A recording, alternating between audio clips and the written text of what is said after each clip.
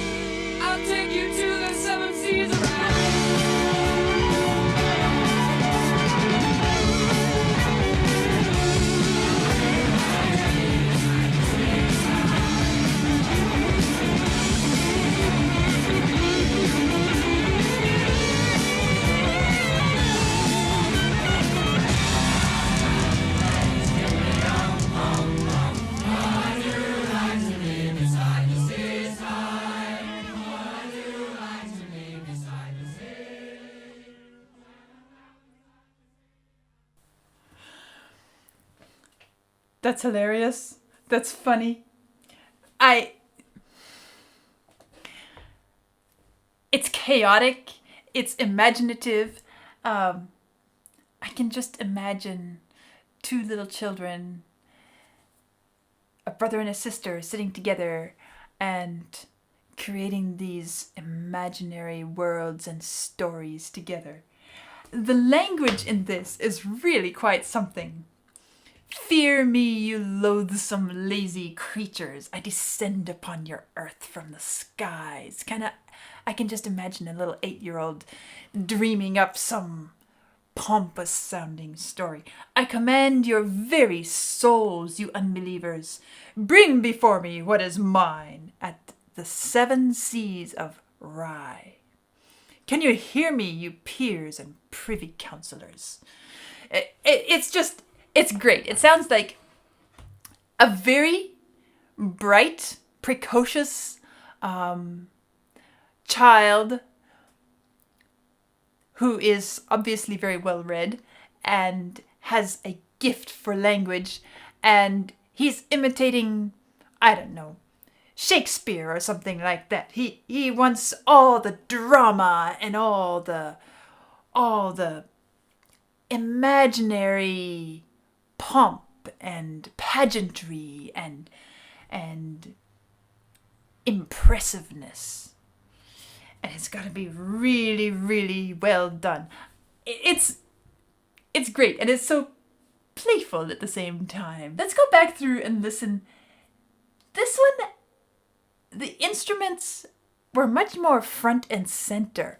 And when I first was listening to it, at first I was thinking, I don't know if I like that. Because this, the lyrics, the song is so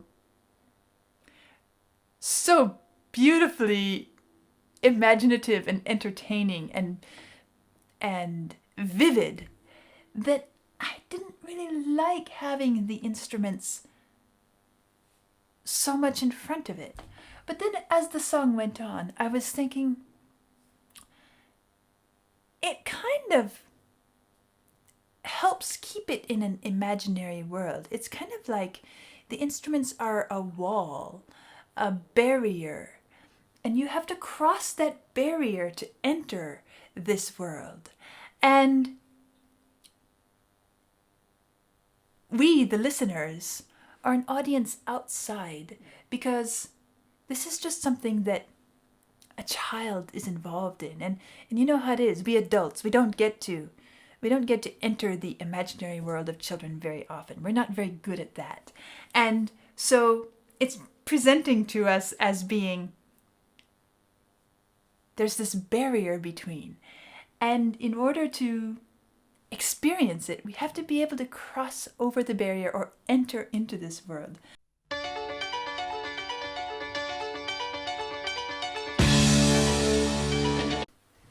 It made me jump the second time around too. That must be the speaker here setting down his scepter or sword or whatever it is that he's placing his authority in clear view.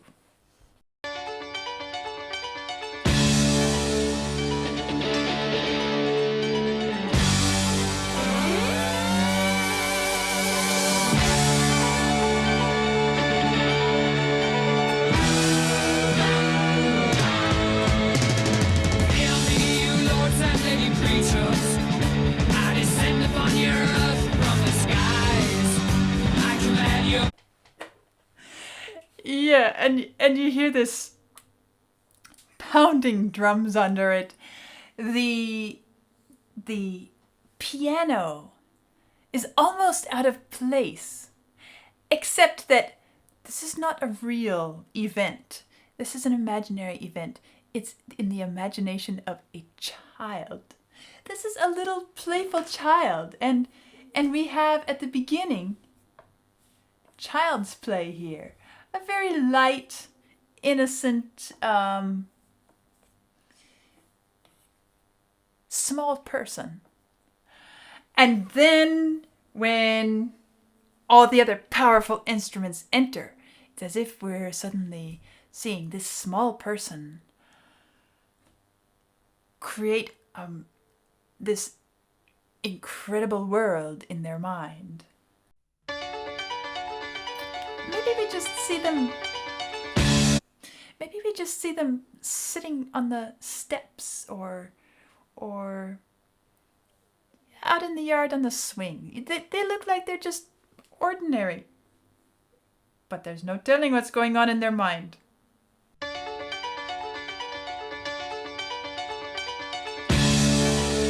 But there it is.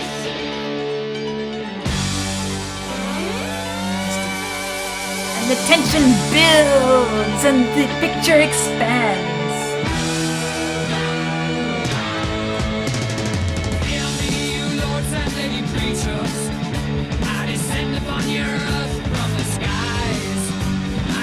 It has to be a pretty serious voice.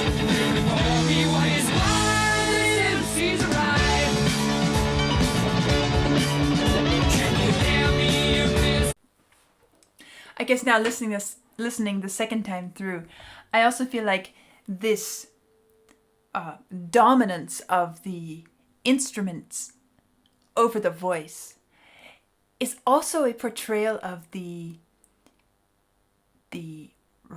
feeling of reality and the complete immersion in the experience that the child goes through, where everything else fades away and they are truly in their minds in this place, which is in the presence of this being, or perhaps they are this being speaking, and this is their feeling of power and authority. There are different ways of taking it, of course, and I think it's great that Freddie said it's purely a figment of the imagination, and so how we imagine it, or how we interpret the imaginary scenario, is a bit flexible, but at the same time, it's very recognizable that this is something dramatic, something supposed to be a bit scary, a bit intimidating. There is supposed to be this feeling of incredible power and strength, either that we are up against or that we, the child, feels as possessing. And everything around it is conveying that for us, so that we as the listener can begin to enter into this imaginary world as well. Can you hear me, you miss and pretty counselors? I stand before you naked to the eyes. I will destroy any man who dares to lose my trust. I swear that you'll be mine. The 70s ride. Sister, I did that lie for you. Sister, do another.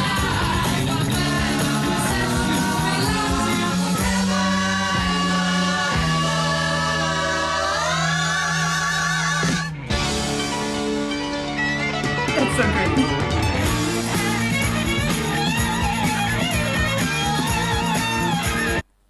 I suppose this child dreams of playing a guitar as well, and this is their imaginary moment to shine.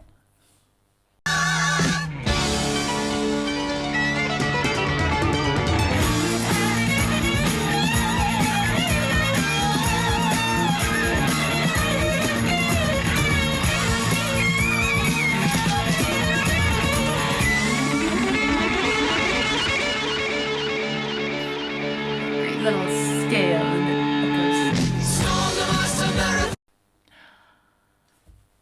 What comes after that scale running up, which is of course a very simple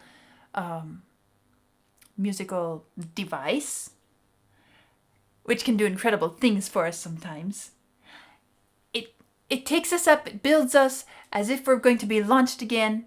And we are launched, but we are launched into a crescendo that is very clean and straight. And I guess that's achieved through the amplification system of the guitar. But it's really well done there.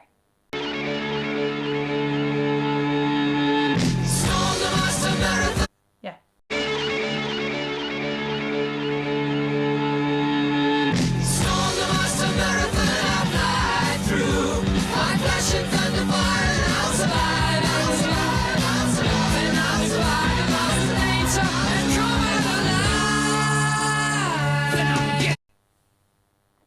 Of course. I'll survive and I'll come out alive. I'll defy the laws of nature. I mean, this is it's so grand and crazy and fabulous and just colorful all the way through.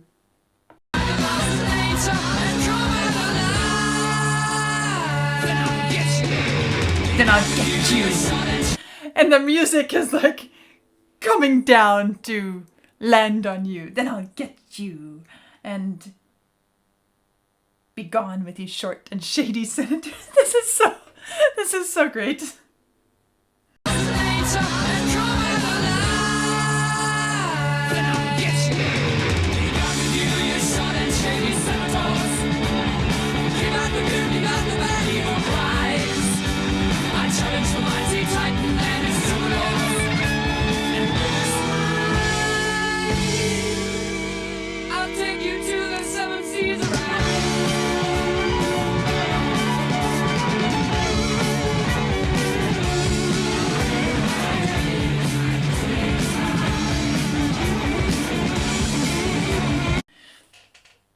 There's this feeling here when it says, I'll take you to the 7 seas of Rhye, and that's essentially the last of the lyrics, right? With a smile, I'll take you to the 7 seas of Rhye. But it's like this child is just full of this experience, and he's like, I'm going to do it, and I'm going to take you there, and watch me. And then the music has this feeling of a kind of a hurricane transporting, traveling. Listen to what it does here. There's this roar within the music. I'll take you to the 7 seas of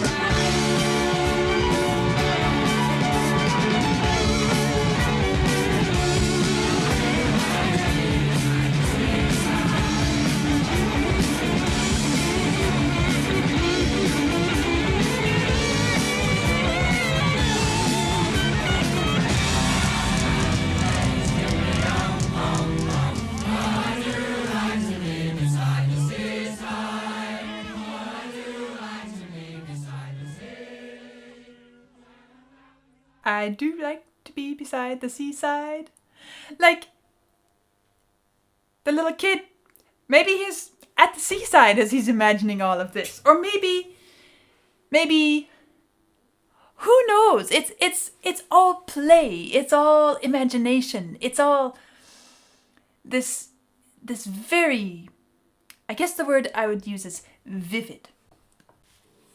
Yes, the word that is constantly coming to me is vivid and imaginative, and there's this sense of drama and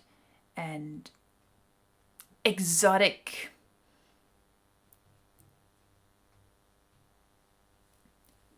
imaginary world, and yet it's so intense because that's how real it feels in the child's mind as he's living through this, and he's building this world in his mind. He and she, they, brother and sister, or is this just the brother's side of the story? Is he telling this to his sister? Who knows? But again, it's not the kind of music that I would find myself just saying, I want to turn on the I want to turn it on and listen to it because I'm in the mood to hear that kind of wild music.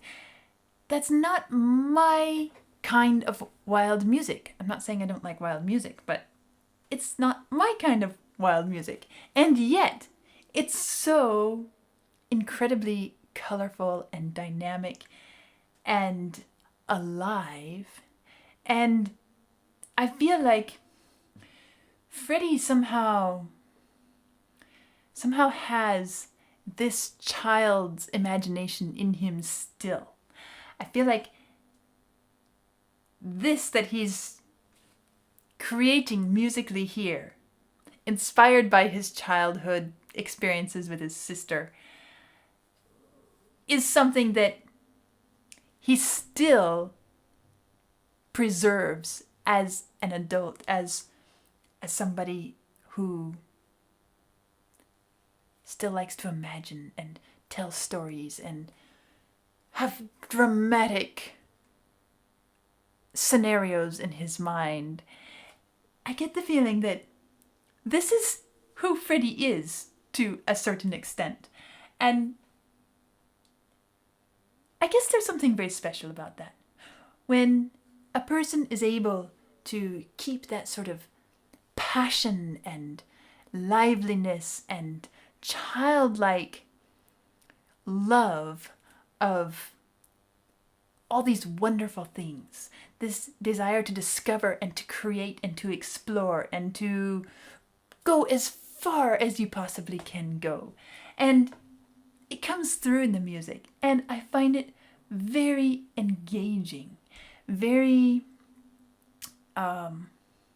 compelling. And I guess I shouldn't be surprised that Freddie ended up doing what he did in the end and saying, I love opera. Because the lyrics here, they have this very operatic, dramatic feel to them. And he's just that type of dramatic personality. And it's great. It created some fabulous music. And just remember that as you're watching this, if it has just come out, then I will have already recorded several more, and they are going to be on my Ko-fi and Patreon before they're released to the public. And if you want to see them now in a hurry, you're welcome to check them out there. I'll see you soon.